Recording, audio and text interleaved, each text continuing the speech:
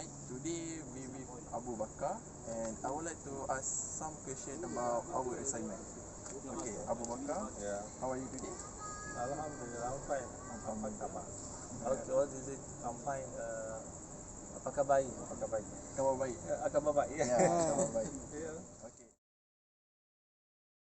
So here is the first question. How do you navigate culture differences when working with colleges or clients from diverse background? Okay. Well, I find it very easy to integrate with the culture of Malaysia because most of the cultures are being governed by Islamic norms and values. I'm also a Muslim and also from Islamic part of Nigeria. So I couldn't find it difficult to integrate. But there are some little things, maybe one or two things or few experiences. But above all, they are all under control, and I didn't find any challenge with respect to some cultures. Except, for example, now the issue of like food. Food, definitely you can't talk about people's culture without talking about their food. So this one I am trying to adjust and see how I will go the kind of food you have. But so far I am one of the food. Is it I am? Yeah. So I enjoy that one. Yes, I enjoy that one. Delicious. Okay, that's fine. Okay, thank you. We're going to the next question. Okay. Can you share an experience where you had to adapt to a culture norm that was different from your own? Yeah, I had different experiences. For example, in Nigeria, Nigeria is one of the countries with different ethnicity, different religious background, different culture and other stuff. I can say, have you ever heard of a country with over 500 languages? In Nigeria, we have over 500 languages, and each language has its own culture.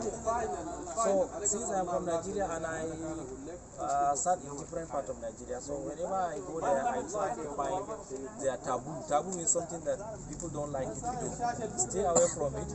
And there are some things that in your culture maybe it's not good, but people find it, yeah, it's okay to them. So I will try to adjust to have a peaceful coexistence.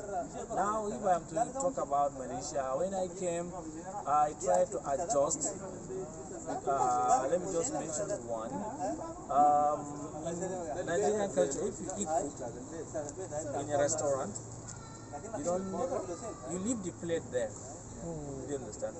And if you go to restaurant, you know restaurant? Yes. If you go to restaurant, they are the one that will serve you. They will put the food, not you. So last time I ate in UTP, so after I ate, I stood up and I left the plate. Then somebody said, come, this now, it should be, you take your plate to the washing. So do you understand? Yes. Oh, the culture of makan hidang. The makan hidang culture. No, it's like a culture that people serve first, but they need to put the plate into the washing thing. Okay. In Malaysia, people, maybe sometimes you go to some upper house, Okay. people will serve with food, but the thing you need, the plate, the other thing, you need to clean it yourself. Okay, clean yourself. No, you not clean it yourself. You put the plate You into throw the, it yourself. Washing place. So I have never visited any house, but I learned now. So if I visit your house now, after I eat, I have to take the plate to place where they wash. if you know the house, sometimes if we are close, maybe you can put the plate on the table. But if you in an upper house, a big upper house, they will give you some trash, something to you put on the plate. On the plate. Yeah. Oh, I don't know this one. I've never heard of this.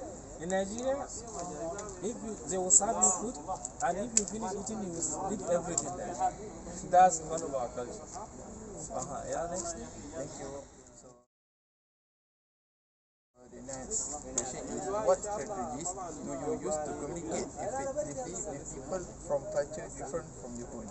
The first thing I do is I will try to learn their language. The first thing that I started practicing when I came to Malaysia is I tried to learn Malay. When I was in airport, I learned it 29th of January. I'm not up to a month old. but alhamdulillah, I have little experience. So I started learning Malay when I was in the airport. After I pray in surau, then by the way, in Nigeria we don't have surau. It's masjid, or we call it musalla. Musalla is like surau. It's like surau, but mostly we have like mosques. And our ablution point is most of the time outside the mosque. Where we perform ablution is outside the mosque. And how would I say, we all have azan. Even if it's musalla, most of the time we should azan. But here, we only call azan most of the time when it's mosque. But there, whenever there is a place more or less like mosque, you'll find somebody that will call for prayer. This one is also another. So I started learning Malay when I was in the airport. Salamat, wait a minute, don't say it. Okay.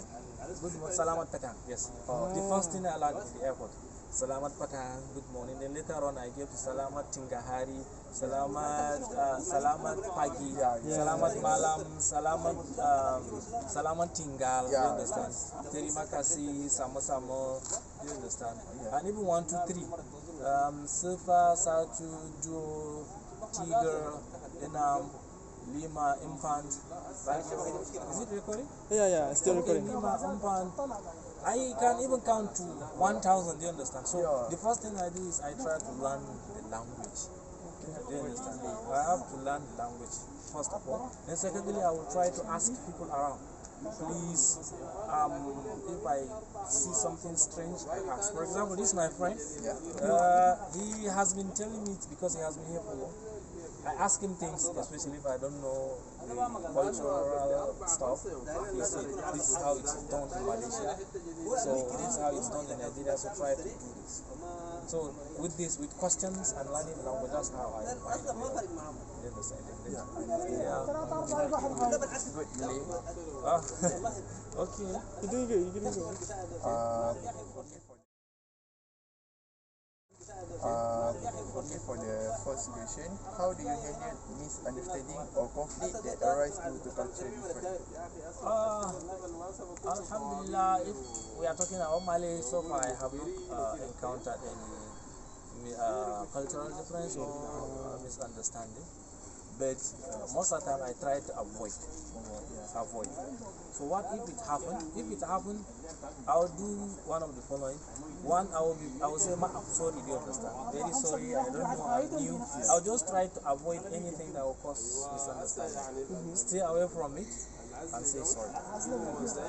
This is one of the ways to avoid. And if it happens, I will try to say sorry and explain myself.